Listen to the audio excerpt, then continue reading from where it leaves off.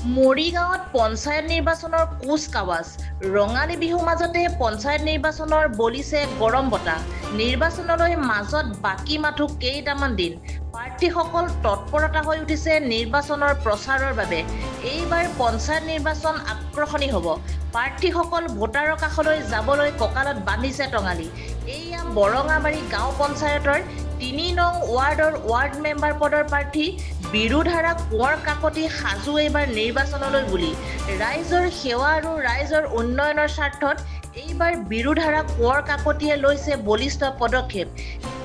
নমস্কাৰ, প্ৰথমতে মই সমূহ অসমবাসীলৈ ৰঙালী বিহু শুভেচ্ছা জনালো। লগতে মই ৭৫ নং বৰঙাবাৰী গাঁও পঞ্চায়তৰ পৰা ৩ নম্বৰ ৱাৰ্ডৰ সদস্য হিচাপে মনোনীত কৰিছো।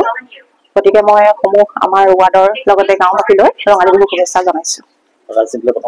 হয়, ভাল লাগিছে, খুবেই আনন্দিত হৈছো। ৰাইজৰ সমস্যাসমূহ সমাধান কৰিবলৈ মই আগ্ৰহী হয়। গতিকে এই ৰাজনীতি পথেৰে এটা সুবিধা পাইছো।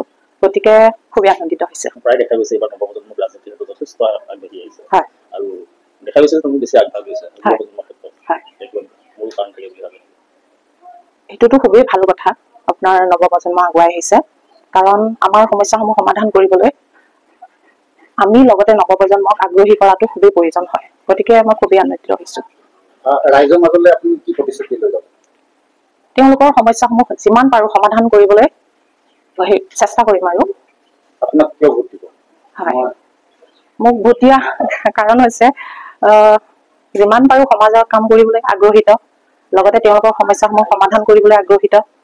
সেইটোৱে আৰু মই মূল প্ৰতিদ্বন্দ্বী বুলি মই নাভাবো। মোৰ এটাই কাৰণ আপোনাৰ সমাজৰ সমস্যাসমূহ সমাধান কৰি সকলোৱে আগবাঢ়ি যোৱা, সেইটোৱে উন্নয়নৰ স্বাৰ্থত আগবাঢ়ি যোৱা, সেইটোৱে মোৰ মূল কাৰণ। দেখা গৈছে বৰঙাবাৰী অঞ্চলত যথেষ্ট এই ৱাৰ্ডত যথেষ্টখিনি সমস্যা আছে। হয় হয় হয়, আপোনাৰ মূল সমস্যা কিবা কৰিছে নেকি? সমস্যা আপোনাৰ পৰিছে, ৰাস্তা ঘাটৰ পৰা আদি কৰি আপোনাৰ বিভিন্ন ধৰণৰ সা সমস্যাসমূহ আছে, দেখা যাব। আৰু যিহেতু এইবাৰ পোনপটীয়াকৈ সভাপতি বা সভানেত্ৰী নিৰ্বাচন নহয়, হয়, এই ক্ষেত্ৰত আপুনি ভৱিষ্যতে কিবা পৰিকল্পনা আছে নেকি?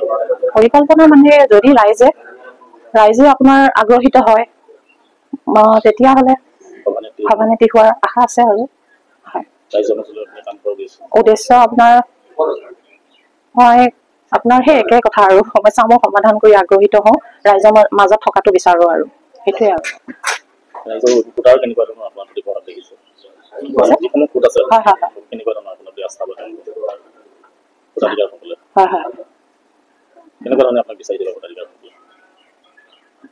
ভোটাধিকাৰীসকলে সাধাৰণতে এইবাৰ আপোনাৰ প্ৰতিনিধিজন কেনেকুৱা, কাৰণ চৰকাৰে এই নিয়মটো উলিয়াই দিছে যে আপোনাৰ বৰ্তমান পঞ্চায়তৰ যিটো ৰাজনীতি হ'ব তাত আপোনাৰ কোনো পাৰ্টি নাথাকিব, প্ৰতিনিধিৰ ওপৰত নিৰ্ভৰ কৰিব।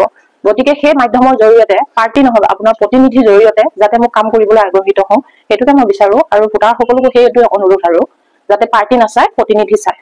মৰিগাঁৱৰ পৰা ধন্ত্ৰী কাকতিৰ ৰিপৰ্ট, E24 লাইভ ব্ৰেকিং।